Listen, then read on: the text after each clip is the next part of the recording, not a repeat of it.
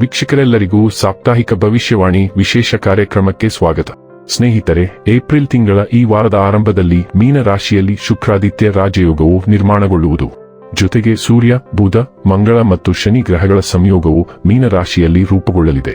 ಈ ವಾರದ ಮಧ್ಯದಲ್ಲಿ ಸೂರ್ಯನು ಮೇಷರಾಶಿಯಲ್ಲಿ ಉನ್ನತ ಸ್ಥಾನದಲ್ಲಿ ಚಲಿಸುವನು ಮತ್ತು ಶುಕ್ರನೊಂದಿಗೆ ಸೇರಿ ಶುಕ್ರಾದಿತ್ಯ ಯೋಗದ ನಿರ್ಮಾಣವಾಗುವುದು. ಜೊತೆಗೆ ಈ ವಾರದ ಮಧ್ಯದಲ್ಲಿ ಚಂದ್ರನು ಮೀನ ರಾಶಿಯಲ್ಲಿ ಚಲಿಸುವ ಮೂಲಕ ಧನ ಯೋಗದ ನಿರ್ಮಾಣವಾಗುವುದು. ಏಕೆಂದರೆ ಚಂದ್ರ ಮತ್ತು ಮಂಗಳನ ನಡುವೆ ಈ ಸಂಯೋಗವು ರೂಪುಗೊಳ್ಳಲಿದೆ. ಏಪ್ರಿಲ್ 13ರಿಂದ ಏಪ್ರಿಲ್ 19ರವರೆಗಿನ ಸಿಂಹ ರಾಶಿಯವರ ಭವಿಷ್ಯವನ್ನು ತಿಳಿದುಕೊಳ್ಳೋಣ. ಈ ವಾರ ಸಿಂಹ ರಾಶಿಯವರ ಫಲಾಫಲಗಳೇನು, ಗ್ರಹಗತಿಗಳು ಹೇಗಿರಲಿವೆ, ಕೌಟುಂಬಿಕ, ಸಾಮಾಜಿಕ ಜೀವನ ಹಾಗೂ ವ್ಯಾಪಾರ ವಹಿವಾಟು ಹೇಗೆ ನಡೆಯಲಿದೆ, ಅಲ್ಲದೆ ಯಾವೆಲ್ಲ ಸಮಸ್ಯೆಗಳು ನಿಮ್ಮನ್ನು ಈ ಸಾಪ್ತಾಹಿಕದಲ್ಲಿ ಕಾಡಲಿವೆ, ಅವುಗಳಿಗೆ ಪರಿಹಾರಗಳೇನು ಎಂಬುದನ್ನು ತಿಳಿಯಲು ಈ ವಿಡಿಯೋವನ್ನು ಸಂಪೂರ್ಣವಾಗಿ ವೀಕ್ಷಿಸಿ. ನೀವಿನ್ನೂ ನಮ್ಮ ಚಾನೆಲ್ ಸಬ್ಸ್ಕ್ರೈಬ್ ಮಾಡದೇ ಇದ್ದರೆ ಕೂಡಲೇ ನಮ್ಮ ಚಾನೆಲ್ ಸಬ್ಸ್ಕ್ರೈಬ್ ಮಾಡಿ. ಹೆಚ್ಚಿನ ವಿಡಿಯೋ ಅಪ್ಡೇಟ್ಗಾಗಿ ಪಕ್ಕದ ಬೆಲ್ ಐಕಾನ್ ಬಟನ್ ಕ್ಲಿಕ್ ಮಾಡಿ. ಸ್ನೇಹಿತರೆ, ಚಂದ್ರ ರಾಶಿಗೆ ಸಂಬಂಧಿಸಿದಂತೆ ರಾಹು 7ನೇ ಮನೆಯಲ್ಲಿ ಇರುವುದರಿಂದ ಉತ್ತಮ ಜೀವನಕ್ಕಾಗಿ ನಿಮ್ಮ ಆರೋಗ್ಯ ಮತ್ತು ವ್ಯಕ್ತಿತ್ವವನ್ನು ಸುಧಾರಿಸಲು ಈ ವಾರ ಪ್ರಯತ್ನಿಸಿ. ಅಂತಹ ಪರಿಸ್ಥಿತಿಯಲ್ಲಿ ಉತ್ತಮ ಆರೋಗ್ಯಕ್ಕಾಗಿ ಬಹಳ ದೂರ ನಡೆದು ಸಾಧ್ಯವಾದರೆ ಹಸಿರು ಹುಲ್ಲಿನ ಮೇಲೆ ಬರಿಗಾಲಿನಲ್ಲಿ ನಡೆಯಿರಿ. ಏಕೆಂದರೆ ಇದರಿಂದ ನಿಮ್ಮ ಕಣ್ಣುಗಳಿಗೆ ಸಂಬಂಧಿಸಿದ ಎಲ್ಲಾ ರೀತಿಯ ಸಮಸ್ಯೆಗಳಿಂದ ನೀವು ಹೆಚ್ಚಿನ ಪ್ರಮಾಣದಲ್ಲಿ ಪರಿಹಾರ ಪಡೆಯುತ್ತೀರಿ. ಈ ವಾರ ನೀವು ದೀರ್ಘಕಾಲದವರೆಗೆ ಹೂಡಿಕೆ ಮಾಡಿದರೆ ನೀವು ಉತ್ತಮ ಲಾಭವನ್ನು ಪಡೆಯಬಹುದು. ಆದಾಗ್ಯೂ ಇದಕ್ಕಾಗಿ ನೀವು ಮನೆಯ ಹಿರಿಯರನ್ನು ಸಂಪರ್ಕಿಸಿದ ನಂತರವೇ ಯಾವುದೇ ನಿರ್ಧಾರವನ್ನು ತಲುಪಬೇಕಾಗುತ್ತದೆ. ಈ ವಾರ ಆರಂಭದಿಂದಲೇ ನಿಮ್ಮ ತಂದೆ ತಾಯಿಯ ಆರೋಗ್ಯದ ಬಗ್ಗೆ ನೀವು ಎಚ್ಚರವಾಗಿರಬೇಕು. ಇದಕ್ಕಾಗಿ ಅವರೊಂದಿಗೆ ಸಮಯ ಕಳೆಯುವಾಗ ಅವರ ಆರೋಗ್ಯದ ಬಗ್ಗೆ ಕಾಳಜಿ ವಹಿಸಿ ಮತ್ತು ಅಗತ್ಯವಿದ್ದರೆ ಪರೀಕ್ಷೆಗೆ ಉತ್ತಮ ವೈದ್ಯರ ಬಳಿಗೆ ಕರೆದೊಯ್ಯಿರಿ. ಈ ವಾರ ಅನೇಕ ಶುಭ ಗ್ರಹಗಳ ಪ್ರಭಾವದಿಂದಾಗಿ ನಿಮ್ಮ ಮನೋಬಲ ಬಲವಾಗಿರುತ್ತದೆ. ಅದರ ಸಹಾಯದಿಂದ ನಿಮ್ಮ ವೃತ್ತಿಪರ ಜೀವನದಲ್ಲಿ ಹೊಸ ಸಾಧನೆಗಳನ್ನು ಸಾಧಿಸಲು ನಿಮಗೆ ಸಾಧ್ಯವಾಗುತ್ತದೆ.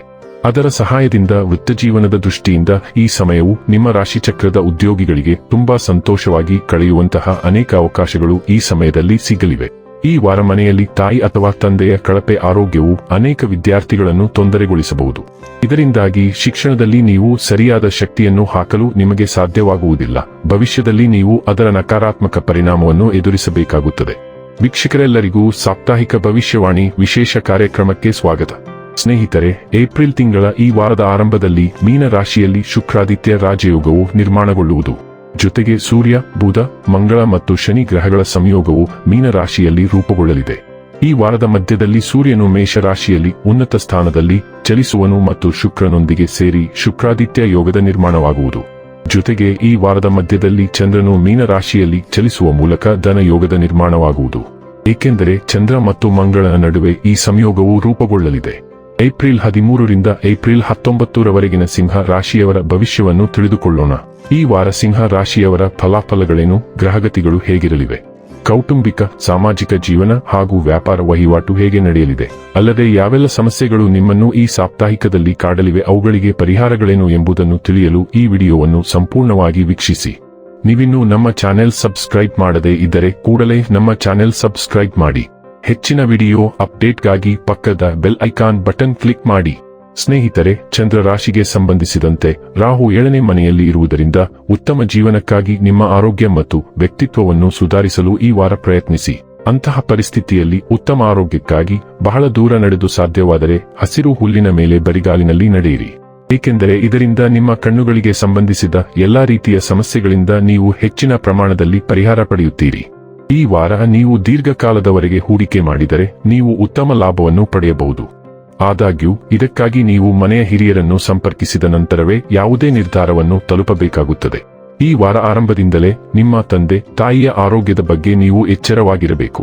ಇದಕ್ಕಾಗಿ ಅವರೊಂದಿಗೆ ಸಮಯ ಕಳೆಯುವಾಗ ಅವರ ಆರೋಗ್ಯದ ಬಗ್ಗೆ ಕಾಳಜಿ ವಹಿಸಿ ಮತ್ತು ಅಗತ್ಯವಿದ್ದರೆ ಪರೀಕ್ಷೆಗೆ ಉತ್ತಮ ವೈದ್ಯರ ಬಳಿಗೆ ಕರೆದೊಯ್ಯಿರಿ. ಈ ವಾರ ಅನೇಕ ಶುಭ ಗ್ರಹಗಳ ಪ್ರಭಾವದಿಂದಾಗಿ ನಿಮ್ಮ ಮನೋಬಲ ಬಲವಾಗಿರುತ್ತದೆ. ಅದರ ಸಹಾಯದಿಂದ ನಿಮ್ಮ ವೃತ್ತಿಪರ ಜೀವನದಲ್ಲಿ ಹೊಸ ಸಾಧನೆಗಳನ್ನು ಸಾಧಿಸಲು ನಿಮಗೆ ಸಾಧ್ಯವಾಗುತ್ತದೆ. ಅದರ ಸಹಾಯದಿಂದ ವೃತ್ತಜೀವನದ ದೃಷ್ಟಿಯಿಂದ ಈ ಸಮಯವು ನಿಮ್ಮ ರಾಶಿಚಕ್ರದ ಉದ್ಯೋಗಿಗಳಿಗೆ ತುಂಬಾ ಸಂತೋಷವಾಗಿ ಕಳೆಯುವಂತಹ ಅನೇಕ ಅವಕಾಶಗಳು ಈ ಸಮಯದಲ್ಲಿ ಸಿಗಲಿವೆ. ಈ ವಾರ ಮನೆಯಲ್ಲಿ ತಾಯಿ ಅಥವಾ ತಂದೆಯ ಕಳಪೆ ಆರೋಗ್ಯವು ಅನೇಕ ವಿದ್ಯಾರ್ಥಿಗಳನ್ನು ತೊಂದರೆಗೊಳಿಸಬಹುದು. ಇದರಿಂದಾಗಿ ಶಿಕ್ಷಣದಲ್ಲಿ ನೀವು ಸರಿಯಾದ ಶಕ್ತಿಯನ್ನು ಹಾಕಲು ನಿಮಗೆ ಸಾಧ್ಯವಾಗುವುದಿಲ್ಲ. ಭವಿಷ್ಯದಲ್ಲಿ ನೀವು ಅದರ ನಕಾರಾತ್ಮಕ ಪರಿಣಾಮವನ್ನು ಎದುರಿಸಬೇಕಾಗುತ್ತದೆ.